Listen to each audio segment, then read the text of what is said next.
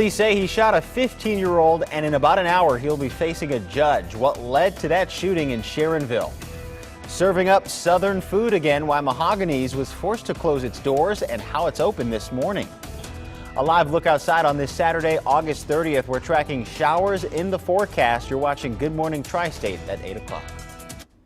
Now, breaking news and the Tri-State's most accurate forecast. This is 9 on your side.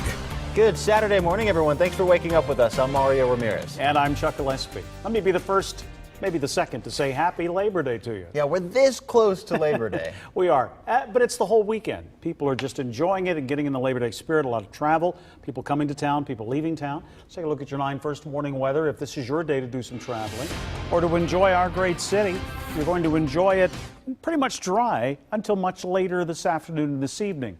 Here's some rain showers trying to work into parts of central Indiana. They're scooting through there pretty good. They're going to pull into our neck of the woods later on today and give us threat of some rain showers into the overnight tonight. We are dry right now and starting off on a beautiful morning. Good morning to be out and doing something. 70 degrees our current temperature. That's our view to the west. Heading over into Indiana, where the rain will eventually come from. We're going to stay dry and very warm today. Humidity will be up. It'll be up to about 88 degrees for our top out temperature. Holiday weekend is upon us. Today we start with the fun in the Sunday. Whatever you want to do, try to get it done in terms of outdoor activity, whether it's theme parks or going to a pool, maybe going to the woods, having a big picnic or family gathering. It should be a dry day for that until the nighttime. Then this evening we have a threat of the rain. The rain showers will stay with us into tomorrow, and it looks like a pretty rainy Sunday for us. Although I think good news about tomorrow night for the Riverfest fireworks, rather. Rain will ease during the day on Monday for your barbecues, for your fun. So for the holiday, it looks pretty good. Could be a little bit better, but we'll take what we can get, and we'll have more on the forecast and your work week forecast too coming up. New this morning, the 14-year-old who opened fire on another teen will be arraigned at 9 this morning. Before surrendering last night, police say the teen shot a 15-year-old in the parking lot of a Family Dollar store on Hamilton Avenue. This is exclusive video from Chopper 9. We're told that 15-year-old will recover. Police say the two teens had been fighting for about a week. A vicious dog attack for a 6-year-old girl. That little girl is now in the hospital, but the good news is she's expected to be okay. But not after a scary moment in Sharonville. She has scratches and puncture wounds to the left side of her face. Pretty amazing recovery there. The attack happened last night. The little girl was taken to Children's Hospital. Police say the dog is about 40 pounds, mixed breed, and belongs to the couple who owns the home on Indian Walk Drive.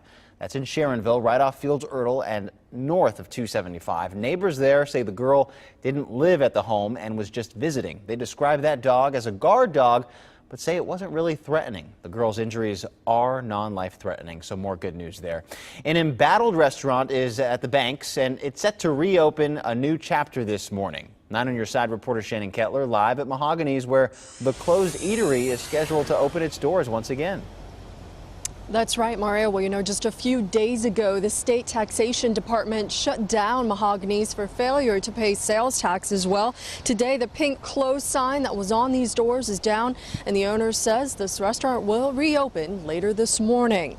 Now, a representative for the Ohio Department of Taxation says the restaurant is among about 100 Ohio businesses this month to be shut down by public notice under the state's habitual offenders program. That means the business has failed to file and pay for 2 or more consecutive tax periods. We've been told Mahogany's taxes have now been paid, allowing the restaurant to reopen today. This is the latest in a series of payment problems for Mahogany's since it first opened back in October of 2012. Just this past February, it was threatened with eviction but settled with its landlord in April. Again, the owner saying this morning at 11 o'clock, Mahogany's will reopen to customers. Reporting live here at the Banks, I'm Shannon Kettler, 9 on your side.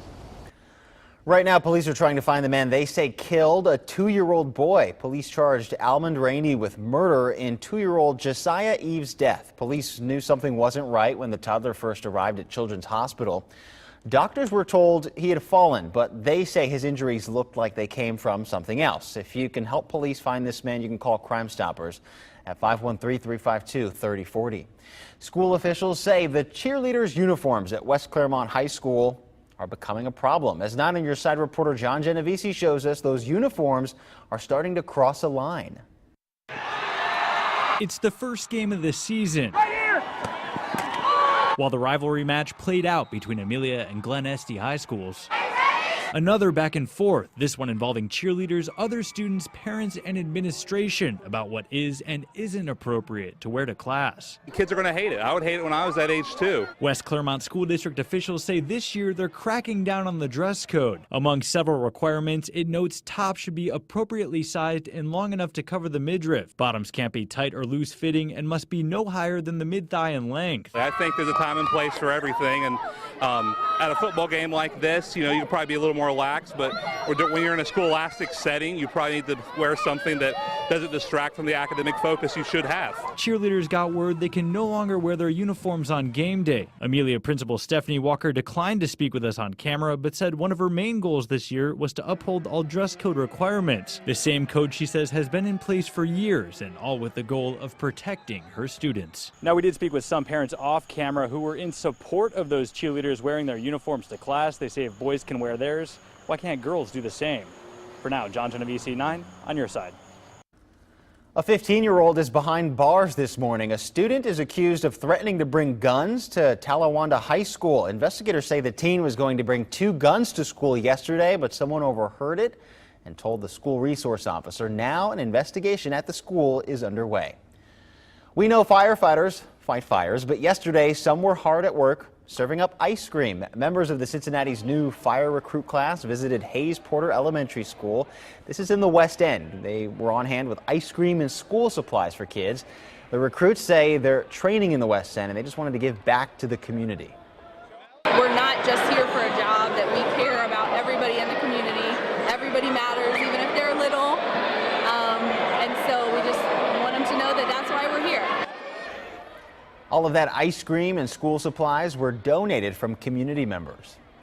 Well, if you didn't hear already, Riverfest is tomorrow, and this year the festival will go retro with some throwbacks to the 80s. But of course, it'll still include Rozzie's famous fireworks, this time to an 80s soundtrack. All of the fun tomorrow kicks off at noon with the cardboard boat race. The rubber duck regatta is at 3 o'clock. The fireworks show at 9:05 on the dot. We're on your side with the complete schedule.